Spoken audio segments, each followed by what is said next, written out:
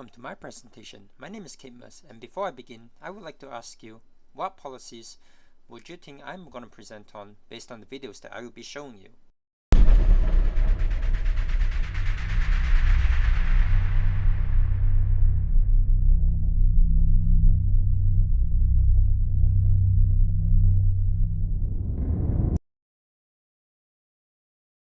If you guessed on the 2030 Agenda for Sustainable Development, you're right. If not, it's okay, because today I will be explaining more about it and we can understand it better together. We live in a stressful world.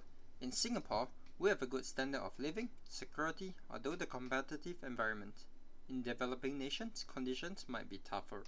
The way we perceive things are extremely different, raised by the standards of our environment. Each person has their struggles, and living is hard enough. With so much money and resources all over the world, what if we all came together and strive towards a much better world for our climate, for our people, and the future generations to come? That gives some ideas for the 2030 Agenda for Sustainable Development. I will first begin by explaining the agenda. The 2030 Agenda for Sustainable Development is a United Nations plan rolled out in 2015 by all members of the UN to tackle humanity's issues of poverty, climate change, and inequalities. The main understanding is to incorporate a sense of sustainable development through economic growth and social growth. It is a bold transformation for the world through the 5 P's, naming people, planet, prosperity, peace, and partnership. The 2030 Agenda speaks on these 17 Sustainable Development Goals, which speak on the huge scale and ambitions of this global agenda, as a guideline for the states to achieve. I will speak more on the progress next, which has not been optimistic. There has not been much significant progress after 10 years. With only 5 years left to go, serious work has to be done. From the report given by the United Nations, only 18% of targets are on track, with 18% regressing. With the current affairs of the world, progression can be hard.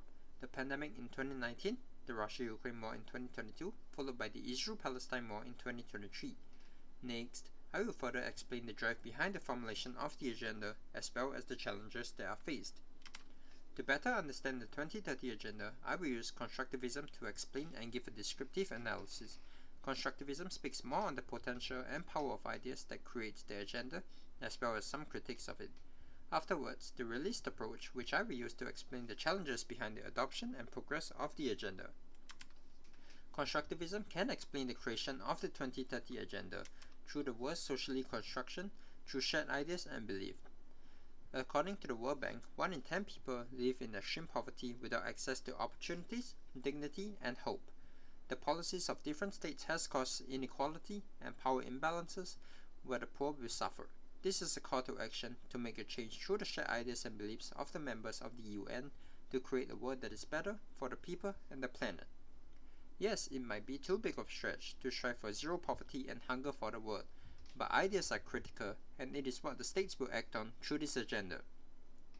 Climate change is also another issue that has been ongoing for years, increasing at a rapid rate more recently.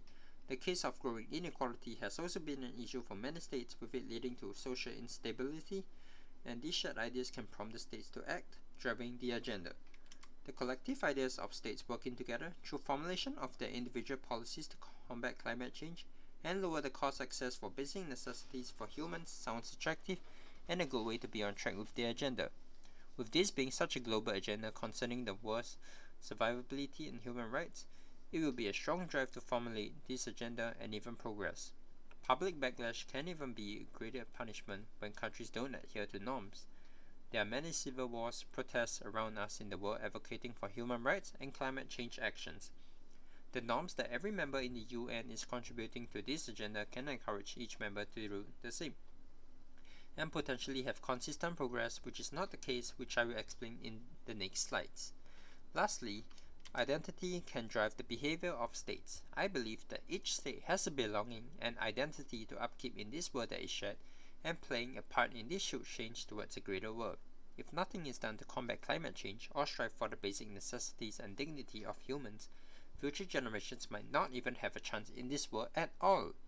This is why identity to not lose their belonging in this world can influence states to make the right decisions towards advocating this agenda.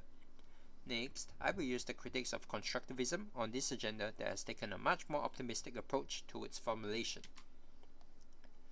The focus of ideas and norms can be over-idealistic, as it can be too far-stretched to stop world hunger and poverty in 15 years. Yes, the world has resources to do so, but it has been such a huge issue in the world.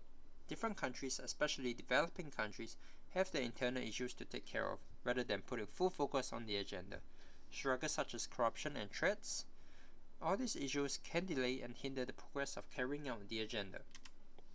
Constructivism helps us to understand the past and present and the problems.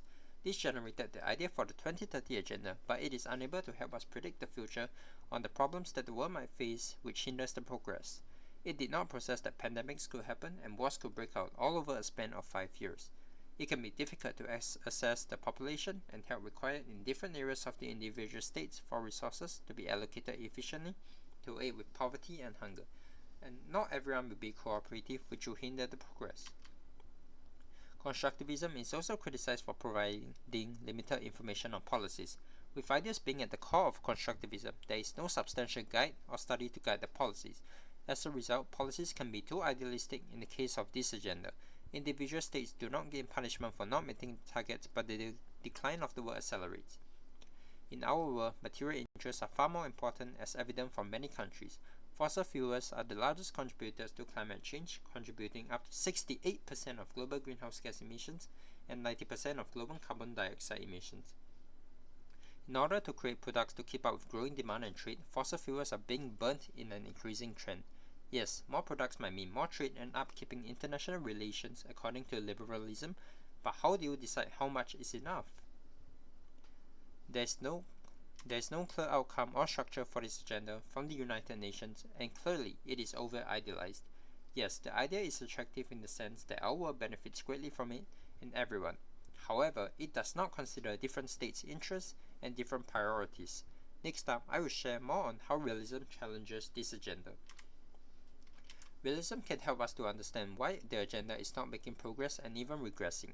Realism has showed us time and time again that states will prioritize national interests. For example, the Russia-Ukraine war and the Israel-Palestine war.